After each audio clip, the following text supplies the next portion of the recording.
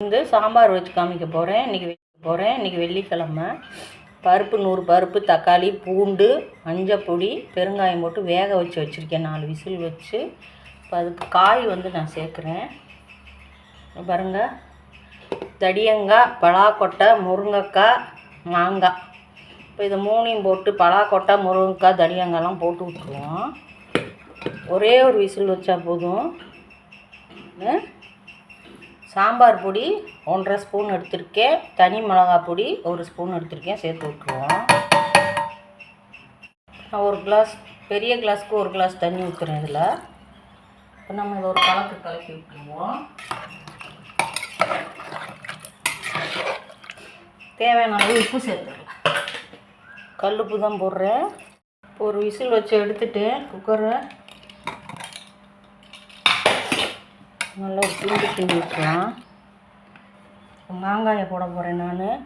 மாங்காயை போட்டுட்டு நம்ம ஒரு கொதி வரட்டும். அப்போ புளிப்பெல்லாம் இறங்கிடும். கொதிச்சு வர்றப்போ ஒரு கொதி வந்தோன்னா புளிப்பு இறங்கிடும். மாங்காயில் இருக்கிற புளிப்பு இறங்கிட்டு புளிப்பை செக் பண்ணிவிட்டு நம்ம புளி ஊற்றிக்கிறலாம். ஒரு கொதி வர வச்சுக்கிறேன் அடுப்பில் வச்சு.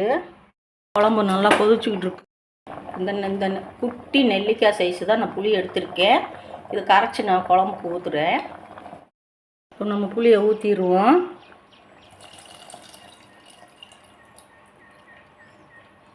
நல்லா கொதிக்கட்டும். புளி பச்சை வாடை போட்டும். உப்பெல்லாம் கரெக்டாக இருக்குது. நல்லா கொதி வரட்டும். தளன்னு சாம்பார் நல்லா கொதிச்சிருச்சு.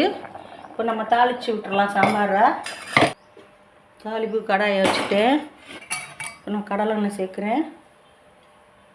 எண்ணெய் காயட்டும். எண்ணெய் காஞ்சிருச்சு. கடுகு போட்டுருவோம். கடுகு பொரியட்டும். கடுகு பொரிஞ்சிருச்சு. வெந்தயம் ஒரு 1/4 ஸ்பூன் சேர்க்குறேன். ஒரு 10 சின்ன வெங்காயமும் 3 கொத்து கருவேப்பிலையும் சேர்த்துருக்கேன்.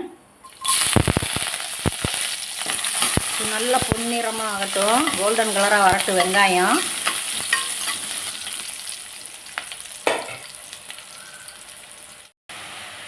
சாம்பார் அதில் ஊற்றிடுவோம். வடச்சட்டியில் மாற்றிடலாம் எல்லாத்தையும். ரொம்ப நல்லா கொதிக்கட்டும். ஒரு கொதி வரட்டும்.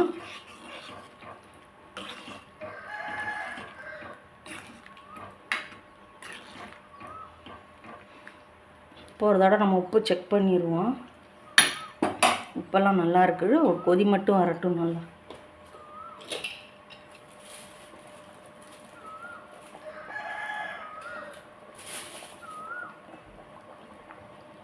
இப்போ மல்லி இலை வந்து நல்லா கழுவி பிச்சு போட்டுருவோம். நல்லா ஃப்ரெஷ்ஷான மல்லி இலை பிச்சு போட்டுருணும். அப்போ தான் வாசமாக இருக்கும் சாம்பார். அவ்வளோதான், முடிஞ்சிருச்சு சாம்பார். நான் அடுப்பு ஆஃப் பண்ணிவிட்டேன். நீங்களும் இதே மெத்தடில் சாம்பார் செஞ்சு பாருங்கள். சூப்பராக இருக்கும்.